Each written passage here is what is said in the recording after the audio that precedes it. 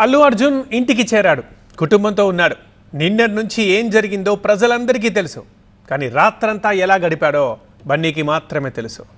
అయితే రాత్రి చెంచల్గూడ జైల్లోనే ఉన్న అల్లు అర్జున్ ఉదయం విడుదలయ్యారు. ఆ తర్వాత ఇంటికి వచ్చిన బన్నీ కళ్ళల్లో ఎన్నో ఎమోషన్స్ కనిపించాయి.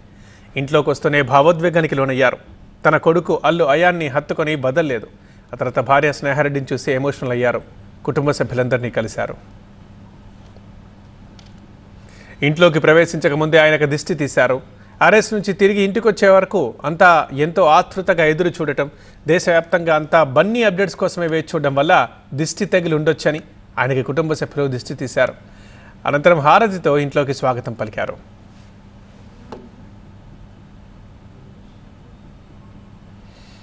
ఒక సరైన ప్రెజెంటేషన్ మీ జీవితాన్నే మారుస్తుంది. అలాంటి ఎంఎస్ పవర్ పాయింట్ గురించి నేర్చుకుందాం అనుకుంటున్నారా? అది కూడా సింపుల్ వేలో. అయితే ఫ్రీడమ్ యాప్ని డౌన్లోడ్ చేసుకోండి. ఇంట్లోకి వెళ్ళి ఫ్రెష్ అప్ అయిన బన్నీ తర్వాత బయటకు వచ్చి మీడియాని ఇంట్లోకి ఆహ్వానించారు. వెంటనే పరామర్శకు వచ్చిన వారందరినీ కలిశారు. పుష్ప డైరెక్టర్ సుకుమార్ని గట్టిగా ఆలింగనం చేసుకున్నారు. నిర్మాతలు మైత్రి మూవీ మేకర్స్ కూడా వచ్చారు.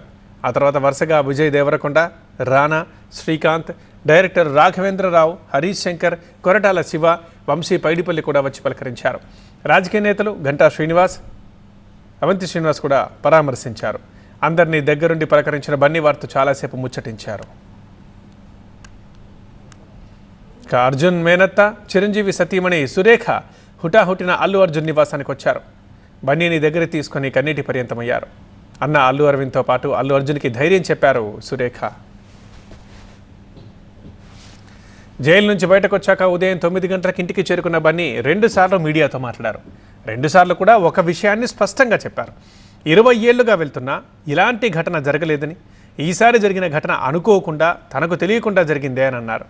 ఆ కుటుంబానికి క్షమాపణలు చెప్పి అండగా నిలుస్తామని మరోసారి హామీ ఇచ్చారు అర్జున్.